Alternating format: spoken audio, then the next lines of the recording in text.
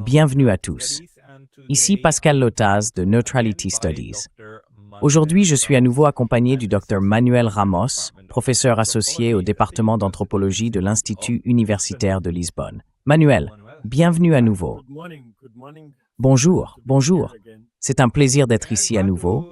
Ravi de vous avoir parmi nous, car vous m'avez parlé d'une recherche que vous menez sur les communautés épistémiques et la manière dont les choses sont cadrées. En somme, sur les récits. Peut-être pourrions-nous commencer par cela. Vous m'avez fait une remarque très intéressante avant que nous commencions à parler. Nous sommes au début du mois de mars, enfin plutôt à la mi-mars maintenant, le 12 mars.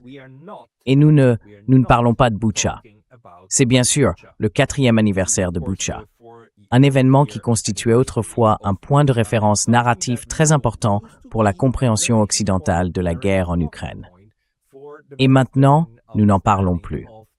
Pourriez-vous me donner un peu votre interprétation? Pourquoi, selon vous?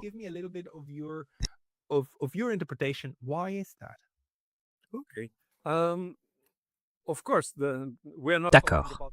Bien sûr, nous ne parlons pas de Bucha, car nous parlons, assez embarrassant à dire, de Minab, de ce qui s'est passé le 28 février, qui a marqué le début de la Troisième Guerre du Golfe. Cela me rappelle, ou devrait nous rappeler, que les Romains ont eux aussi connu 3 guerres, les 3 guerres puniques. Je ne sais pas s'il y a une véritable analogie, mais voyons. Quoi qu'il en soit, nous sommes dans la Troisième Guerre du Golfe, et Minab en a été, d'une certaine manière, la scène d'ouverture, du moins sur le plan narratif. Ainsi, comme cela coïncidait plus ou moins avec le 4e anniversaire de Bucha, Bucha a soudainement disparu des médias. Bucha disappeared from the media. There was no Zelensky talking about Bucha. There was no Ursula. Il n'y avait pas de Zelensky parlant de Bucha. Il n'y avait pas d'Ursula, avec émotion, nous rappelant la barbarie des Russes à Bucha. Parce que nous, les médias, les politiciens et les diverses communautés épistémiques, comme vous l'avez mentionné, étions occupés, et le sommes encore, à essayer de donner un sens aux événements et à créer un nouveau récit. Les médias occidentaux avaient forgé et développé un autre récit sur Bucha, qui d'une certaine manière entrait en conflit avec les valeurs et les cadres de cette nouvelle interprétation des événements. Cela signifiait que Bucha devait être effacé de la conversation. Et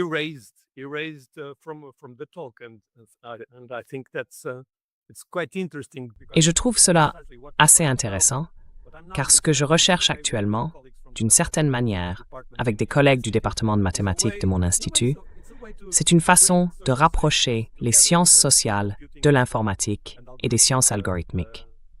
Nous avons développé cela, enfin, je l'ai appelé pour plaisanter, l'algorithme inverse. L'idée est d'essayer il est bien sûr impossible d'être neutre. Je veux dire, trouver le point zéro de la neutralité est un mythe. L'objectivité totale, une approche 100% objective, est impossible. C'est totalement impossible. Mais ce que je trouve intéressant, c'est le processus d'atténuation des biais. Bien sûr, c'est quelque chose que l'anthropologie essaye de faire depuis longtemps, même si je sais très bien que l'anthropologie est une construction occidentale. Mais au moins, au fil des années, il y a eu une tentative d'atténuer notre biais idéologique occidental, notre biais sémantique. Et donc, en travaillant avec les informaticiens, nous avons trouvé un moyen d'analyser cela.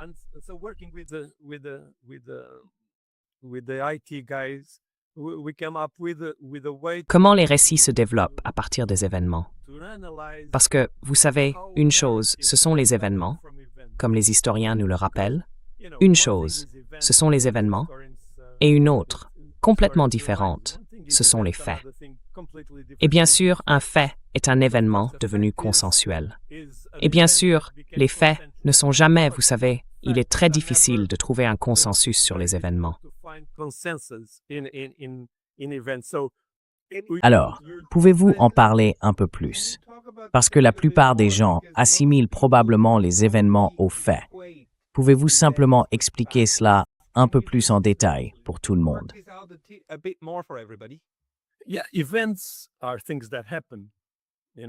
Oui, les événements sont des choses qui se produisent, tu sais, des choses qui arrivent dans le monde. Mais passer des événements aux faits, parce que comme l'a mentionné, je crois, Michael Stanford, tu ne peux pas, désolé, tu ne peux pas toucher un fait. Est-ce que cela relève de l'imagination ou du monde réel? On ne trouve pas les faits dans le monde. Un fait est un consensus. Il faut être d'accord sur le fait que quelque chose s'est produit. Et une fois que tout le monde est d'accord sur le fait que quelque chose s'est produit, alors tu as un fait. Mais si tu n'es pas d'accord sur le fait que quelque chose s'est produit, ou que certaines parties de cet événement se sont produites, alors tu n'as pas de fait. Donc on crée des récits à partir de fragments d'événements qui deviennent des faits partiels, parce qu'il existe une communauté épistémique, une communauté de croyance, qui croit que cet événement a conduit à la création d'un fait.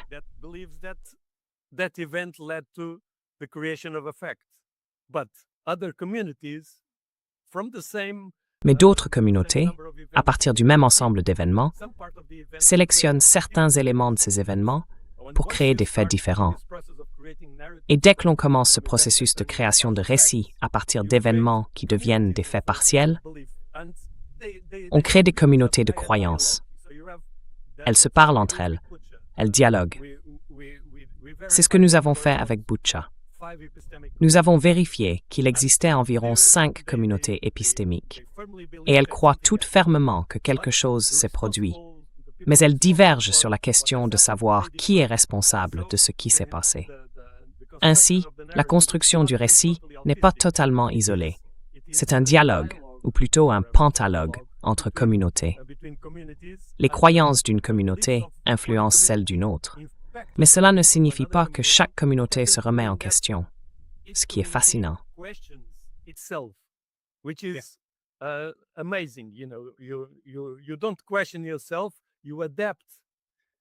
Vous ne vous remettez pas en question. Vous adaptez les nouveaux récits des autres pour renforcer vos propres faits. Ainsi, vous obtenez des communautés épistémiques divergentes. Ce n'est pas toujours le cas. Dans le cas de Bucha, soudainement, il n'y a plus de communauté, car tout le monde a oublié. Mais cela ne signifie pas qu'il y a eu une convergence des croyances.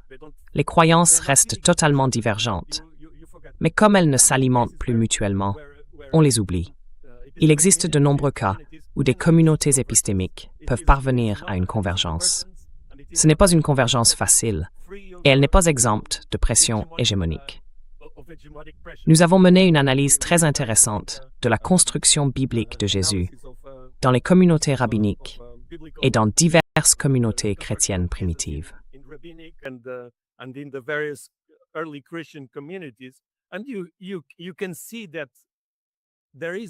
Et vous pouvez voir qu'il y a une convergence, parce que vous avez créé un canon à partir du non-canon. Le christianisme a pu créer un canon, donc il y a eu convergence dans ce cas. Dans le cas de Bucha, qui est bien sûr très différent de la première venue de Jésus, il n'y a pas eu de convergence pendant ces 4 années. Et soudain, il y a une éclipse du récit, parce qu'un nouvel ensemble d'événements crée de nouveaux faits partiels. Ce nouveau récit, cette nouvelle création de récit, est dans une certaine mesure superposée à la communauté précédente. Ils trouvent cela très difficile.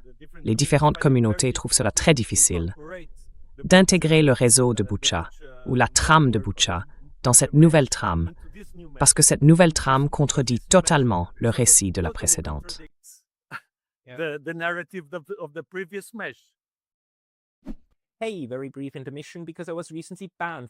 Petite interruption, car j'ai récemment été banni de YouTube. Et même si je suis de retour, cela pourrait se reproduire à tout moment. Donc s'il vous plaît, pensez à vous abonner non seulement ici, mais aussi à ma liste de diffusion sur Substack. C'est pascalota.substack.com. Le lien se trouvera dans la description ci-dessous. Et maintenant, retour à la vidéo. Je trouve ça très important et fascinant, car jusqu'à aujourd'hui, nous n'avons pas de récit commun sur la guerre en Ukraine, et même à l'intérieur de la guerre en Ukraine, sur des événements ou des occurrences individuelles, comme vous l'avez dit. Ce qui est intéressant dans ce que vous soulignez, c'est que vous avez une compréhension relationnelle du terme « fait » ou une compréhension sociologique. Je veux dire, on pourrait entrer dans le domaine philosophique et se demander s'il peut exister des faits sans humains. Mais n'allons pas jusque-là. Disons simplement d'accord, la définition que vous apportez ici. Oui, la raison est que, eh bien, comme tu le sais, si une feuille tombe d'un arbre et que personne ne la voit, la feuille est-elle vraiment tombée de l'arbre? Bien sûr que non.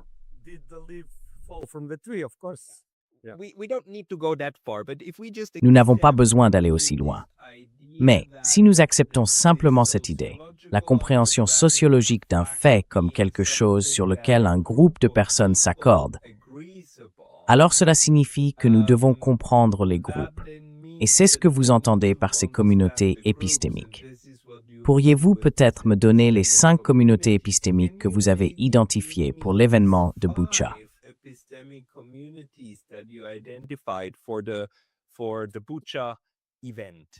I can't remember. Well, let me, because I don't have the study present with me. Laissez-moi réfléchir, parce que je n'ai pas l'étude sous la main en ce moment. Mais bien sûr, il y a la communauté ukrainienne, pro-Ukraine, qui correspond au récit officiel ukrainien. Ensuite, il y a la communauté pro-russe, qui relaie le récit officiel russe. Vous avez le récit occidental, qui correspond plus ou moins à celui de la communauté ukrainienne, mais ce n'est pas exactement le même. Puis il y a la communauté pro-russe, mais non officielle. Et enfin, il y a ce qu'on pourrait appeler la communauté alternative, qui penche parfois plus ou moins du côté pro-russe, mais qui se trouve dans une position délicate. On pourrait aussi l'appeler la communauté multilatérale ou alternative. Elle s'oppose au récit officiel, mais diffère des 2 versions officielles, qu'elles soient pro-russes, pro-occidentales ou pro-ukrainiennes. Il existe donc, plus ou moins, ces 5 communautés de croyances. Chacune crée son propre ensemble de récits.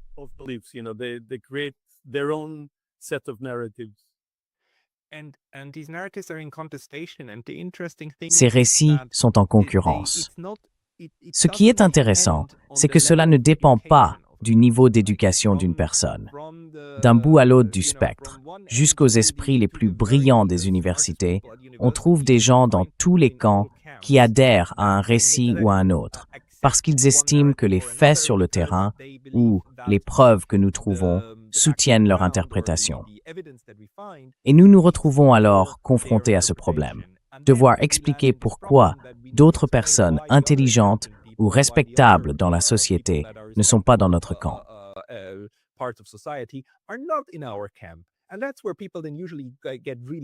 Et c'est là que les gens commencent généralement à vraiment se mettre en colère les uns contre les autres. Un jour à Kyoto, un collègue historien a jeté sa bière devant moi en disant qu'il n'allait pas écouter mes bêtises quand je lui ai dit « Écoute, ce que l'OTAN a fait à la Serbie en 1999, c'était un crime.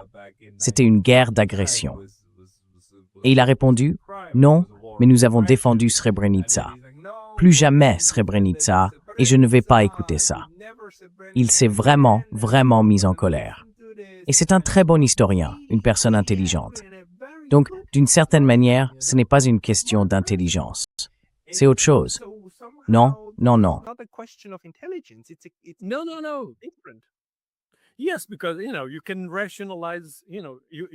Oui, parce que tu peux rationaliser, tu peux avoir différentes stratégies, tu sais. La plupart des gens n'ont ni le temps, ni la patience.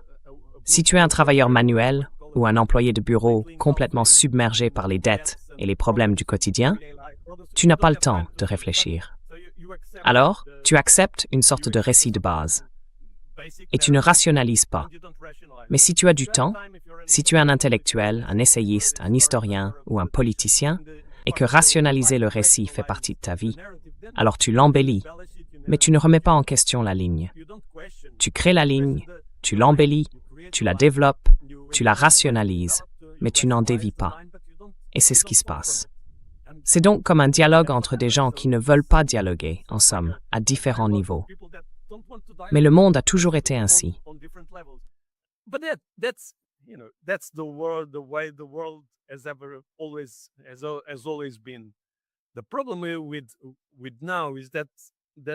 Le problème aujourd'hui, c'est que la structure des médias a permis le développement et la consolidation de ce récit. Ce n'est pas un manque d'informations. Les gens ne manquent pas d'informations. Mais ils doivent encore s'approprier ces informations d'une manière qui ait du sens à l'intérieur des prémices fondamentales du récit qu'ils ont choisi de construire. Laissez-moi vous dire une chose. Les anthropologues sont un drôle de groupe. Les sociologues aussi. Que font ces gens tout le temps? J'entends cela depuis 40 ans. En anthropologie, et je viens d'une sorte d'école structuraliste, je veux dire de nos jours, qui se souvient de Lévi-Strauss? Très peu de gens. Mais ce que je trouve intéressant aujourd'hui, c'est que là où des figures comme Lévi-Strauss et le développement des modèles structuraux ont trouvé un nouvel écho, c'est en narratologie, c'est-à-dire chez les informaticiens, chez les gens du big data.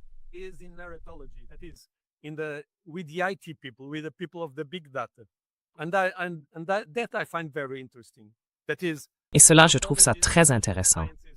Autrement dit, les anthropologues et les scientifiques sociaux ont oublié de développer des modèles pour comprendre les récits. Et c'est essentiellement ce qu'était le modèle structuraliste. Vous avez différents mythes, différentes variations de mythes, et vous essayez de comprendre l'ensemble du tableau. Comme le dirait Lévi-Strauss, le mythe est la totalité de toutes les variations. Il n'existe donc pas un mythe plus vrai qu'un autre, ni une variation plus vraie que les autres. Pour comprendre un mythe, ou un ensemble d'événements, ou un ensemble de faits historiques, il faut écouter toutes les variations et essayer de voir où elles coïncident. Comment chaque variation transforme l'autre.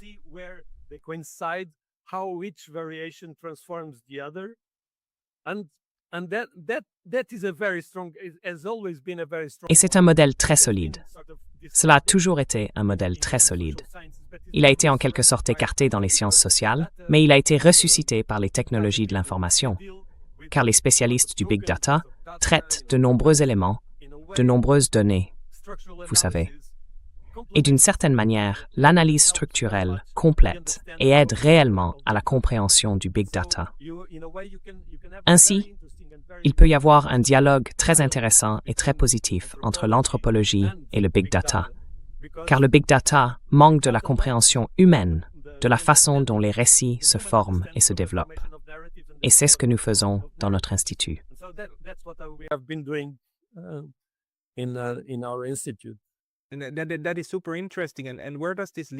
C'est vraiment très intéressant. Et où cela te mène-t-il?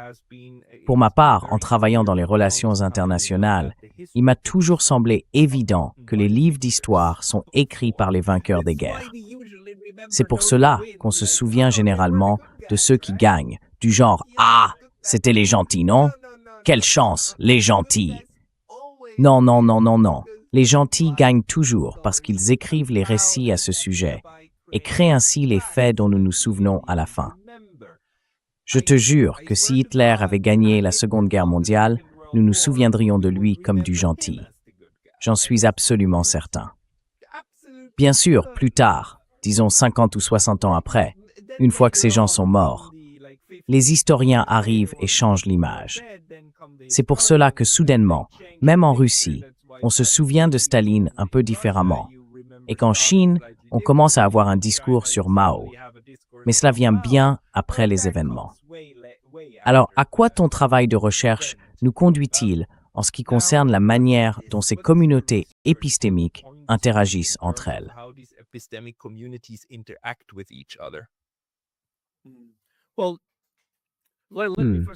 Eh bien, laissez-moi d'abord vous donner un exemple, car j'ai étudié l'Éthiopie, non pas en tant qu'historien, mais en m'intéressant aux faits et aux événements historiques.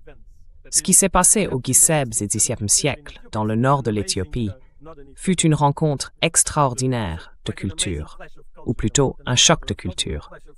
C'est à ce moment-là que les jésuites catholiques sont arrivés en Éthiopie, un pays orthodoxe, et ont tenté de convertir les rois et le peuple de l'orthodoxie au catholicisme. Cela a entraîné toutes sortes d'événements, révolutions et rébellions en Éthiopie, car on ne peut pas transformer de force un orthodoxe monophysite en catholique diophysite du jour au lendemain. Et donc, bien sûr, le récit global, encore aujourd'hui en Éthiopie, repose en partie sur ce qu'ont écrit les jésuites. relies partly on what Jesuits wrote, because they wrote. And then it relies parce qu'ils ont écrit. on what Et ensuite, cela repose aussi sur ce qu'ont écrit l'Église orthodoxe éthiopienne et la cour. Mais le peuple, lui, n'a pas écrit. Il y a différents groupes de personnes qui n'ont rien écrit. Ils ont simplement vécu les événements et en ont gardé la mémoire. Et ce n'est pas une civilisation uniquement orale. Elle est à la fois orale et écrite. Ainsi, les légendes orales en Éthiopie, d'une certaine manière, s'alimentent du discours jésuite. Elles s'alimentent du discours du roi, du discours de l'Église. Mais elles développent aussi d'autres discours, car elles forment un discours identitaire, en tant que sujet des rois et en tant que, communauté subalterne. Elles ont une voix. Elles ont leur propre voix, même si cette voix n'atteint pas l'écriture. C'est ce qu'on appelle aphatarique, c'est-à-dire l'histoire orale.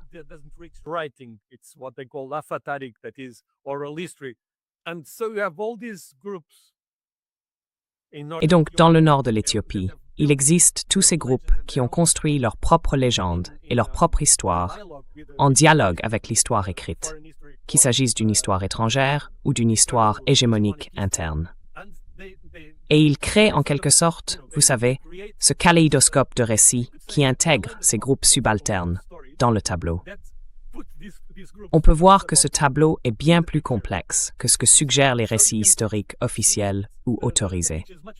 Car les gens ont bel et bien une capacité d'action, et ils s'inscrivent eux-mêmes dans l'histoire, même si d'autres groupes ne veulent pas entendre leurs récits.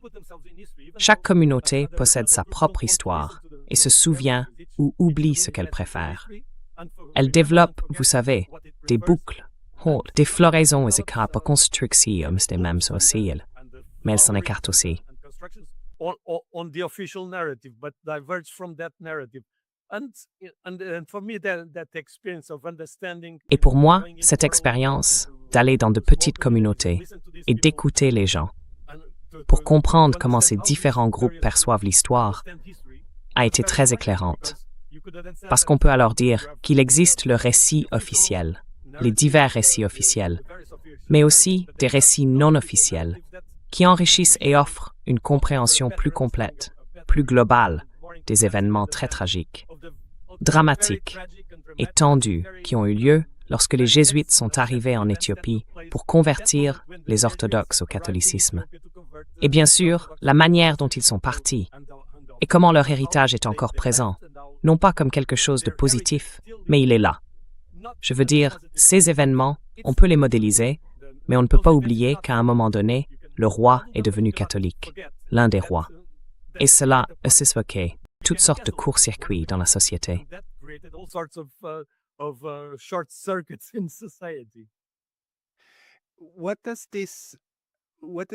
À quoi cette recherche nous conduit-elle en ce qui concerne notre manière collective de comprendre les événements?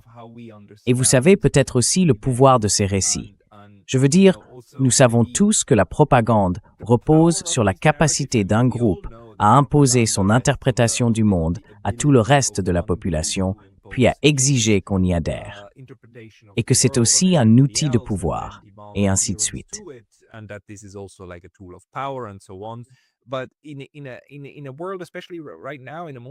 Mais dans un monde, surtout en ce moment, dans un monde multipolaire, où il n'existe pas d'instance absolue de production de récits, il me semble que nous vivons presque constamment sous la menace de la dissonance cognitive. Vous savez, lorsqu'une communauté épistémique est confrontée au récit d'une autre et réagit avec ce choc, comme « non, non, non, ta compréhension est fausse, tu as tout inversé », et alors on voit comment les gens commencent à devenir presque physiquement en colère, leur cœur s'emballe, et ainsi de suite. Comment devrions-nous le mieux comprendre la confrontation entre ces communautés épistémiques et leurs récits?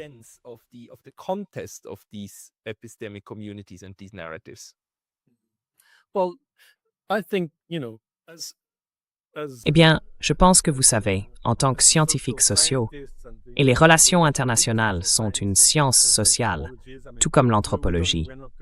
Je veux dire, nous n'allons pas entrer dans le débat sur ce qu'est la science de nos jours, car c'est un sujet ennuyeux.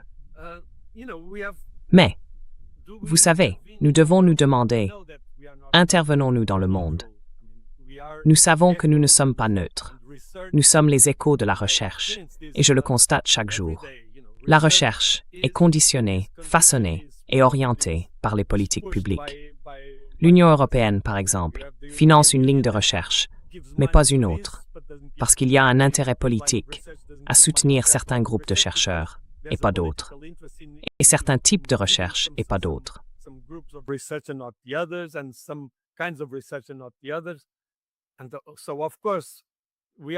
Et donc, bien sûr, nous sommes liés par cela. Nous sommes liés. Vous savez, si je veux aujourd'hui continuer à travailler sur les mémoires orales de l'Éthiopie du XVIe siècle, personne ne va me donner d'argent. Si je dis non, je veux étudier les conflits, comment les conflits ethniques et religieux déchirent l'Éthiopie, alors oui, il y a de l'argent pour cela. Parce que nous, dans l'Union européenne, voulons en savoir plus sur l'Éthiopie. Mais nous ne voulons pas en savoir plus sur l'histoire orale du XVIe siècle. Ainsi, la recherche est conditionnée, bien sûr, et oui, orientée par les politiques. Mais nous, en tant que chercheurs en sciences sociales, avons la responsabilité de nous demander au moins dans quelle mesure nous voulons intervenir dans le monde.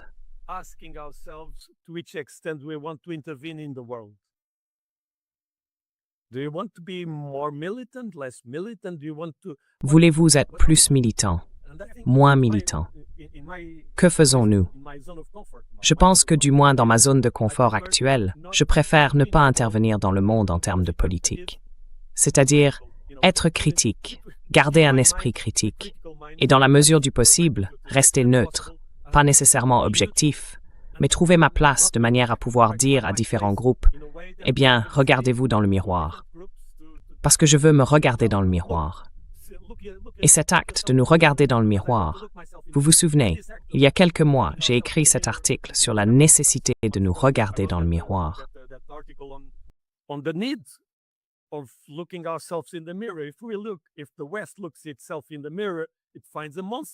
Si l'Occident se regarde dans le miroir, il y découvre un monstre. Nous nous découvrons être un monstre. Nous ne voulons pas être des monstres, mais nous le sommes. Et c'est exactement ce qui s'est passé. C'est là mon problème aujourd'hui. On peut dire que les Russes sont des barbares si l'on est ukrainien, ou européen, ou nord-américain, ou occidental. Mais quand les Américains bombardent des écolières, que sommes-nous? Sommes-nous des monstres? Non, nous ne pouvons pas être des monstres, car nous ne pouvons pas être les autres. Mais si au moins nous trouvons un moyen de dire « Regardez, de ce point de vue, il faut trouver une position neutre pour comprendre la monstruosité partout, car nous sommes tous des monstres, d'une certaine manière. »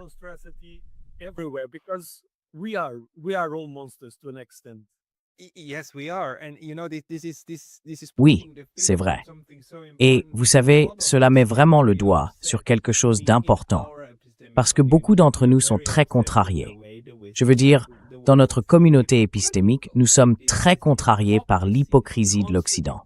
Cette hypocrisie constante, est quelque chose que nous ne supportons pas, ou que nous ne cessons de souligner. C'est en partie ainsi que notre communauté épistémique s'est construite, pour le signaler. Ce qui est intéressant alors, c'est que nous voyons de l'autre côté que ce miroir, lorsqu'il se regarde dedans, pour ne pas voir le monstre, ils ne travaillent pas sur eux-mêmes. Ils travaillent sur le miroir.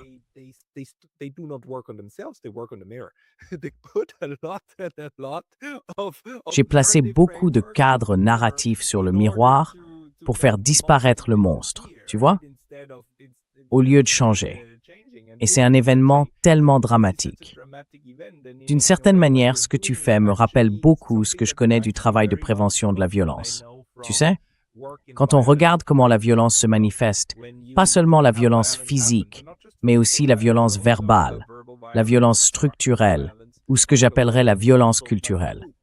L'une des choses qu'il faut faire, surtout au niveau interpersonnel, c'est commencer à parler du fait de parler. On fait de la métacommunication pour comprendre où la violence commence et comment elle se produit.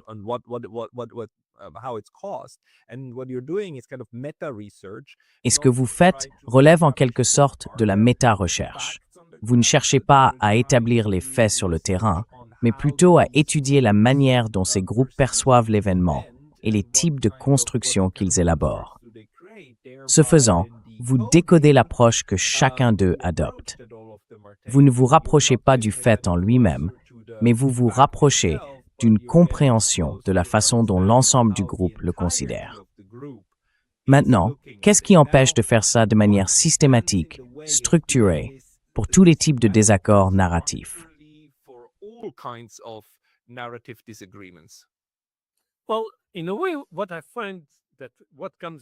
Eh bien, d'une certaine manière, ce que je constate, c'est qu'il y a 2 points dont nous devrions nous souvenir. Le premier, c'est que dans une large mesure, même en termes informatiques, en droit international, en économie, l'Occident a laissé une empreinte. C'est une empreinte qui ne disparaîtra pas de sitôt. C'est une empreinte idéologique qui a marqué le monde, pour le meilleur et pour le pire. La vision du monde de l'Occident chrétien, ou gréco-romain chrétien, l'a façonné. L'Occident a favorisé une approche dualiste de la compréhension du monde, un type de dualisme très différent du dualisme hindou ou chinois. Nous avons créé et développé un dualisme qui a incontestablement influencé le monde.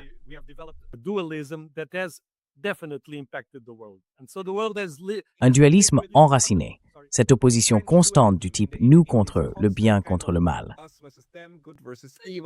Partout dans le monde, on trouve le dualisme. Mais ce qui est intéressant dans la vision occidentale, et des personnes comme Lovejoy et bien d'autres en ont parlé, c'est que le dualisme occidental, le dualisme chrétien occidental, ou même le dualisme platonico-chrétien, si l'on veut, on peut y rattacher toutes sortes de grands noms, repose essentiellement sur cette idée de nous avons A contre B.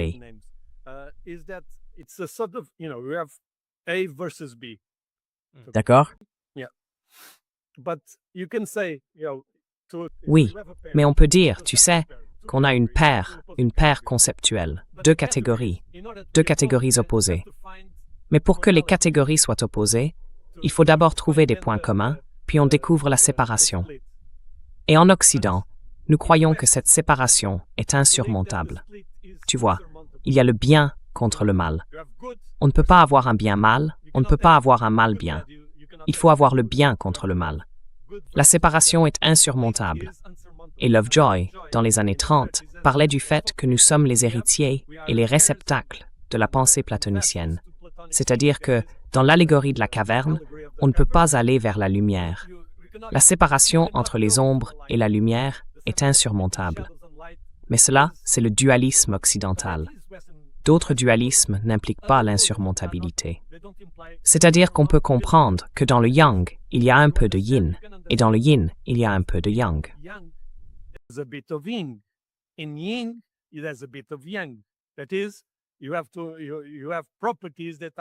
Autrement dit, il existe des propriétés partagées par les camps opposés.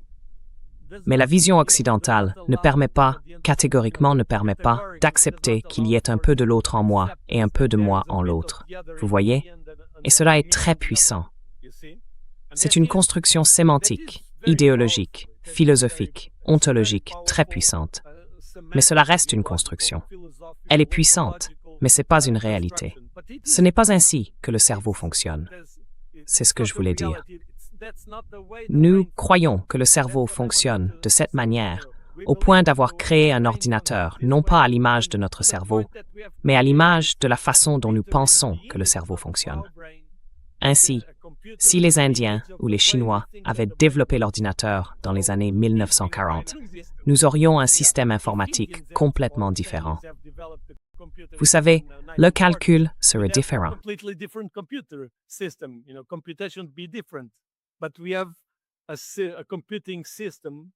Mais nous avons un système informatique que nous pensons être une copie de notre cerveau. Mais ce n'est pas une copie de notre cerveau. C'est une copie de notre idéologie. Et nous savons aussi, et je pense que c'est très important, que la vie est pleine de paradoxes. La vie est pleine d'ambiguïté, et nos concepts ainsi que nos visions du monde sont pleins d'ambiguïté, de réversibilité et de paradoxes. Mais la manière dont l'Occident a abordé la rationalité a écarté une compréhension riche du paradoxe. Pourtant, nous savons que le paradoxe existe. Si vous dites que Jésus est né, eh bien regardez Jésus. Jésus est né, mais Jésus est le Fils de Dieu, et il est Dieu. Il est donc le Créateur.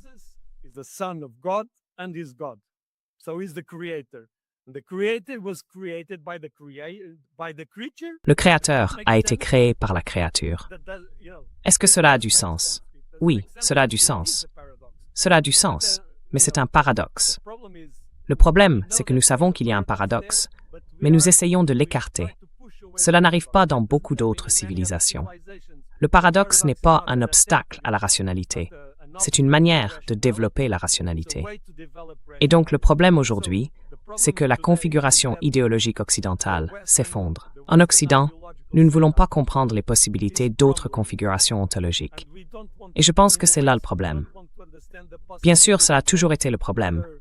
Essayer de comprendre d'autres configurations sémantiques, philosophiques, ontologiques.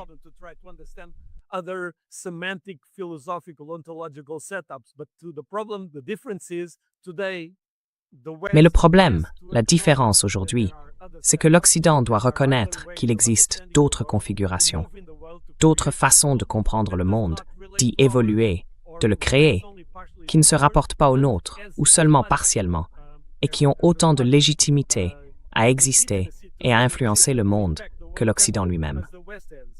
Et c'est bien là le problème. C'est la crise que nous traversons. Le récit occidental et sa manière de catégoriser le monde sont limités et ils sont remis en question. Peut-être que la façon de surmonter cela consiste à essayer de comprendre d'autres manières de concevoir le monde.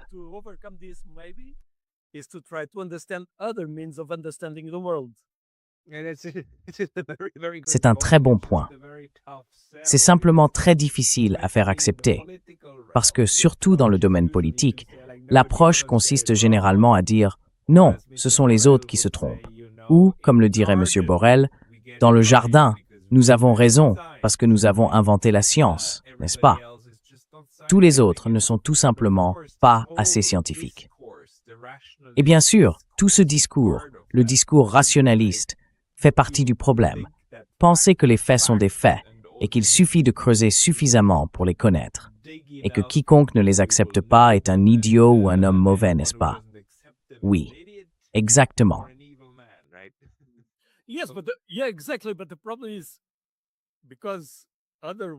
Mais le problème, c'est qu'il existe d'autres façons de comprendre le monde. Nous sommes donc confrontés à deux alternatives. Soit nous nous replions sur nous-mêmes et nous nous fermons, refusant de comprendre ces autres visions, et en un sens, nous pourrissons à l'intérieur de notre petite bulle. Soit nous remettons en question la bulle. Et c'est là la crise que nous traversons. Soit nous continuons à opposer le discours du jardin et celui de la jungle, même si, honnêtement, tout le monde s'en moque. Je veux dire, si vous demandez à un Chinois « Où est le jardin ?», il vous répondra « Oh, le jardin est quelque part là-bas à l'ouest ». Cela n'a aucun sens. Donc si M. Borel veut continuer à être jardinier, il sera un jardinier, comme dans le film Being There, où le jardinier est simplement un idiot.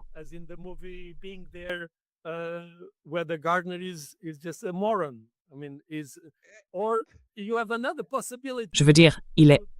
Ou bien il y a une autre possibilité, surmonter la bulle et l'isolement, et essayer d'engager un dialogue avec d'autres communautés et d'autres façons de voir le monde, pour remodeler, enrichir et remettre en question nos propres manières de penser. Et je pense que c'est la voie à suivre. Mais il y a beaucoup de gens, trop de gens, qui ne veulent pas être forcés de se remettre en question, de réfléchir et de se dire « Eh bien, peut-être qu'il y a une autre façon de faire. » En fait, hier, j'ai vu une courte vidéo très intéressante d'une ancienne combattante, une femme qui a servi pendant les guerres du Golfe. Et elle disait « Oui, nous étions en Irak ou dans le Golfe, à combattre le terrorisme, à mener la guerre contre la terreur. »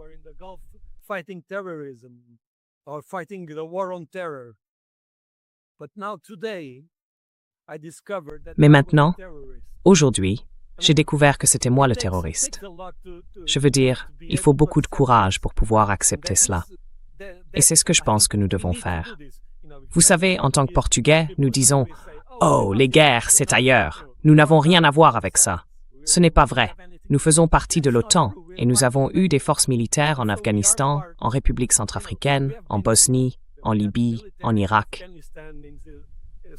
Donc, nous ne pouvons pas dire que nous sommes pacifistes et que le monde est à l'extérieur. Mais si vous demandez à 99% des Portugais, ils vous diront que les guerres n'ont rien à voir avec nous, parce que nous n'y sommes pas. Nous ne voulons pas reconnaître que nous faisons partie de ce système, par exemple. En parlant de quitter le Portugal,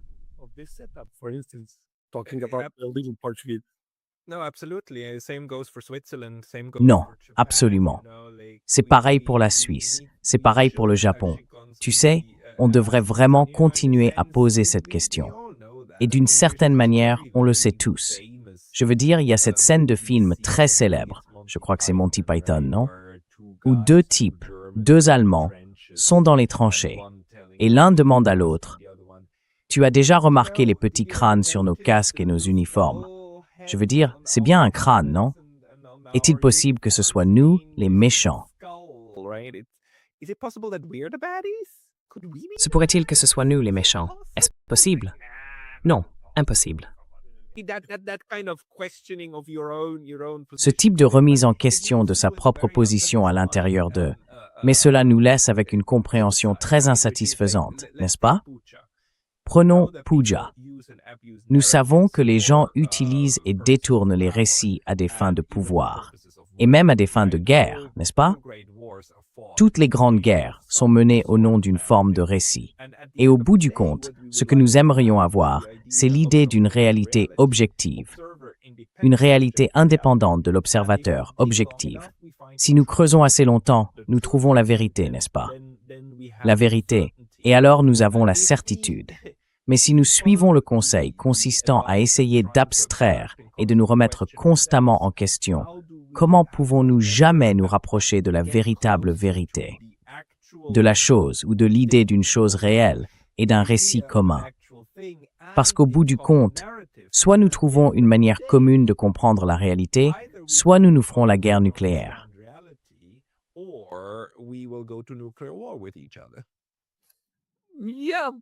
Ouais, je pense que je vais choisir la deuxième option, en gros.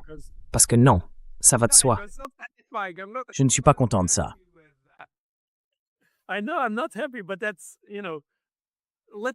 Je sais que je ne suis pas heureux.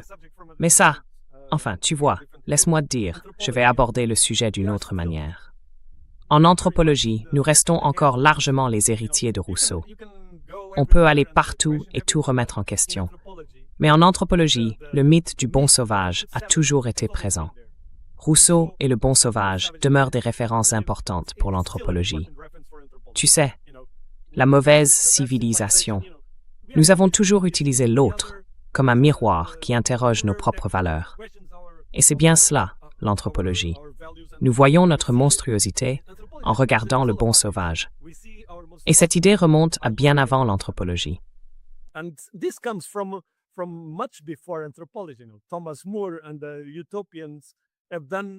Thomas More et les utopiens ont fait cela.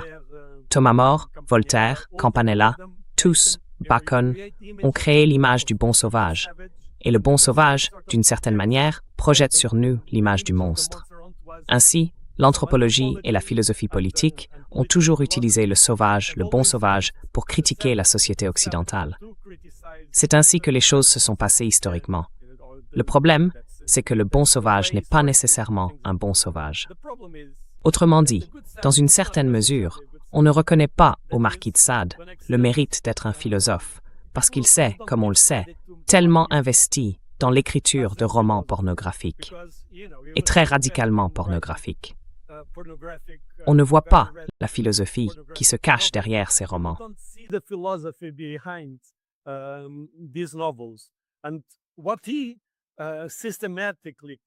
Et ce qu'il affirme systématiquement, c'est un point de vue totalement opposé à celui de Rousseau. Autrement dit, la nature humaine n'est pas une bonne nature. La nature humaine est fondamentalement au-delà du mal. Et le problème en anthropologie, c'est que nous écoutons trop Rousseau et pas assez le marquis de Sade. Mais nous savons que les humains sont, tout le monde le sait plus ou moins, mais nous ne voulons pas reconnaître que nous en faisons partie. Nous sommes intrinsèquement destructeurs. Vous savez, nous voyons un autre groupe et notre tendance est de le détruire. Je veux dire, cela a toujours été ainsi. C'est l'histoire du monde. Nous sommes des créatures agressives, immensément agressives, et nous ne pouvons pas y faire grand-chose.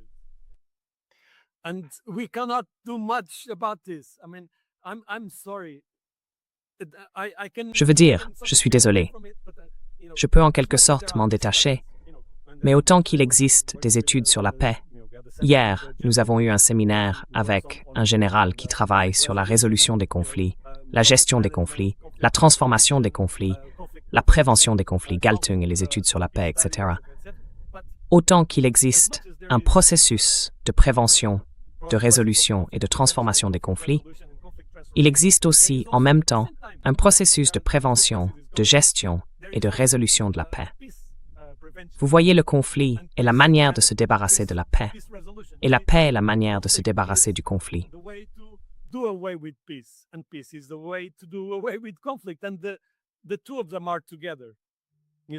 Et les deux vont ensemble, vous voyez? Si nous travaillons uniquement sur la prévention, la gestion et la résolution des conflits, nous passons à côté du fait que le conflit naît aussi de la paix. Nous pourrions vouloir être très calvinistes et bien intentionnés et penser que nous atteindrons un moment glorieux de paix et de perfection totale pour l'humanité. Mais si nous gardons cette vision, nous ne nous comprenons pas nous-mêmes. C'était la leçon de Jonathan Swift. Il disait que si vous voulez une société parfaite, ce ne sera pas une société humaine.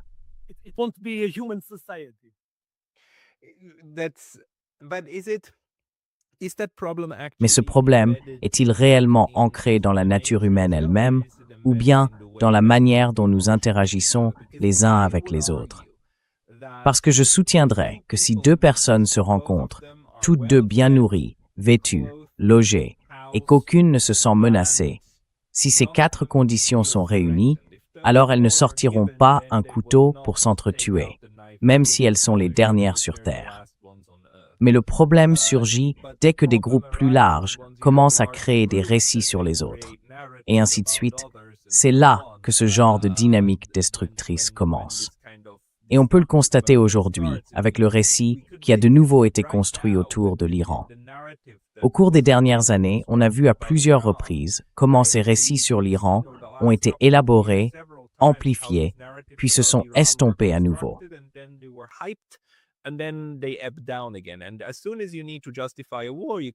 Dès qu'il faut justifier une guerre, on crée un récit sur l'autre. Et certains de ces récits sont tellement absurdes et n'ont aucun rapport avec la réalité objectivement vérifiable que les gens sortent des phrases du genre « Oh, mieux vaut être mort que de porter une burqa » et ainsi de suite, alors même que les Iraniens ne portent pas de burqa. Je veux dire au-delà de l'horreur que cela représente. Mais on voit bien comment tout cela est construit. Et encore une fois, les faits sociologiques, sont relationnels, n'est-ce pas? Ils existent au sein de la société.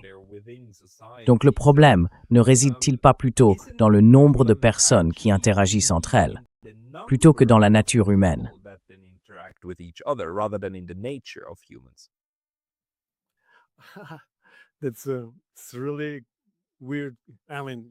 C'est vraiment étrange. Enfin, je veux dire, c'est une excellente question. Le fait est que le conflit violent, la vie, comme Georg Simmel nous l'a rappelé très tôt, en 1902, je crois, la vie, c'est le conflit. Toutes les relations humaines sont conflictuelles, et le conflit fait partie de la vie. Il n'y a aucun problème avec cela. L'idée que la coopération exclurait d'une manière ou d'une autre le conflit n'a aucun sens. Le conflit fait partie de la vie quotidienne, et c'est très bien. Il y a les bons conflits, les conflits productifs, et puis il y a les conflits destructeurs, n'est-ce pas? Donc, les premiers, nous devrions les apprécier, et les autres, nous devrions essayer de les... Tu sais, à quel moment franchit-on la limite entre un conflit non violent et un conflit violent? Et tu sais, tu as parlé de destructeur. C'est vrai que c'est destructeur. Mais ce conflit destructeur n'est-il pas aussi constructif? C'est-à-dire si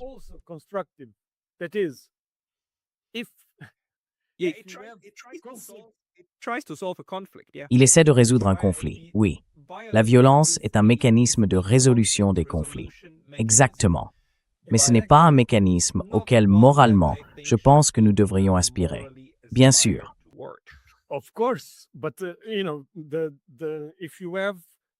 Mais, vous savez, si la société israélienne connaît des conflits et qu'elle est déchirée par eux, si la société américaine connaît des conflits et qu'elle est elle aussi déchirée, pourquoi ne pas créer un autre conflit pour résoudre les conflits internes? Je pense que c'était en partie le problème. Le bon moment pour résoudre la désagrégation interne, c'est de rassembler les gens en créant un ennemi extérieur. Je veux dire, il suffit de lire Adolf Hitler pour comprendre la puissance de cette possibilité. Ainsi, la guerre est une forme de cohésion sociale, et c'est une tragédie, car la guerre peut créer de la cohésion. Et c'est bien là le problème. Je veux dire, on ne peut pas y remédier. Les guerres existeront tant que nous serons humains.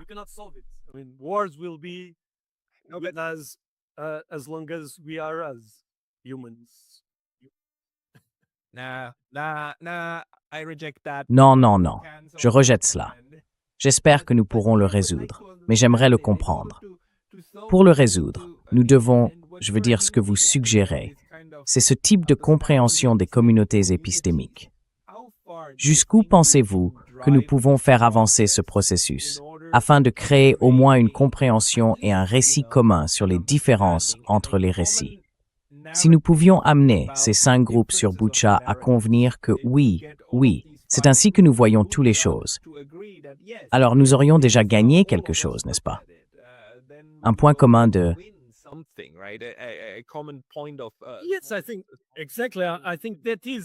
Oui, je pense exactement cela. Je pense que c'est la mission impossible pour des gens comme nous. Vous voyez, on peut essayer d'éduquer, on peut essayer d'alerter. Je veux dire d'une certaine manière, dans une certaine mesure, c'est notre devoir. Mais nous devons aussi accepter que nous sommes les bouffons à la cour du roi. Oui, mais il y a une place importante pour le bouffon à la cour du roi.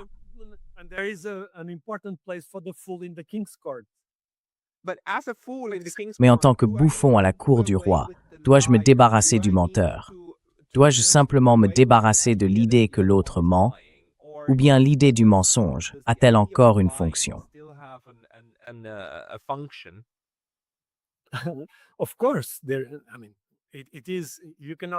Bien sûr. Je veux dire, on ne peut pas se débarrasser du mensonge. Les humains sont des menteurs par défaut, et nous sommes des croyants par défaut. Vous savez, pour moi c'est assez incroyable. Nous savons que les politiciens mentent tout le temps. Et je pense que c'est ce qui est fascinant chez Donald Trump. En tant que sujet, c'est une figure fascinante, parce que tout le monde sait qu'il ment tout le temps. Je veux dire, il est très honnête dans sa manière d'être menteur. C'est le politicien le plus honnête, parce qu'il est le menteur ultime.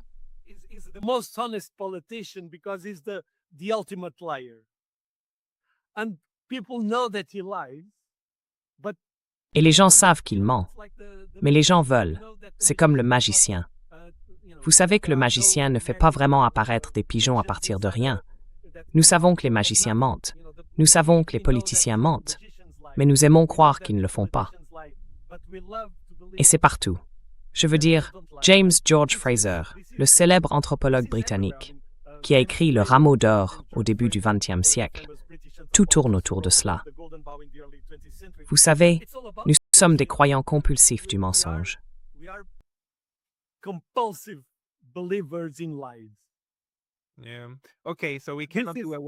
D'accord. Donc, on ne peut pas se passer de celle-ci. Mais quel serait ton, disons, conseil pour les personnes qui essaient de déconstruire ou au moins de comprendre les différentes communautés épistémiques? Quelle serait une approche quotidienne pour comprendre les communautés épistémiques?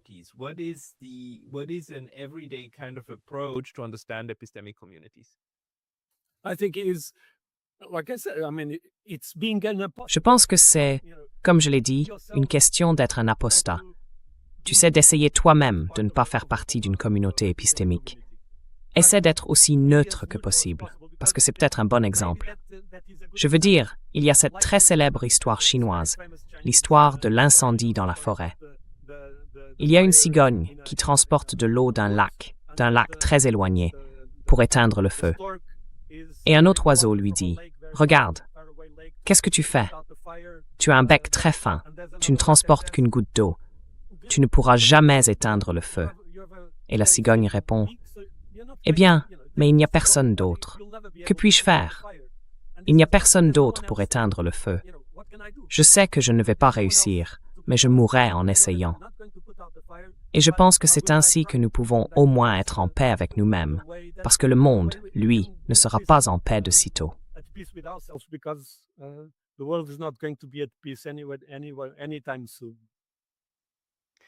Nous pourrons moins essayer. J'aime ça. Nous avons le devoir. Je pense que nous avons le devoir, en tant que cyniques et sceptiques, d'essayer.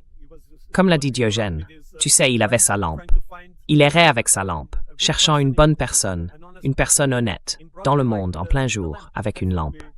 C'est ce que nous devons faire. Nous devons accepter que c'est une illusion, mais ce serait trop violent pour nous-mêmes si nous cessions d'essayer. C'est la seule chose positive que je puisse dire en ce moment de l'histoire du monde.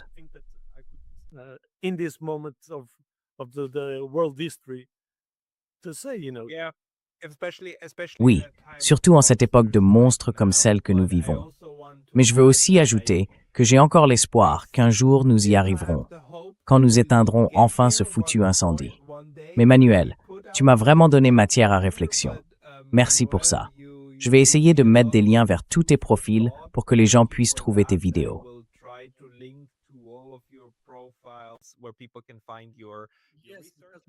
Maintenant, j'ai un petit Substack. Enfin, moi, tu as mis cet article sur Substack. Tout le monde, je mettrai le lien Substack de Manuel dans la boîte de description ci-dessous. Manuel Ramos, merci pour votre temps. Merci beaucoup, ce fut un plaisir. Au revoir.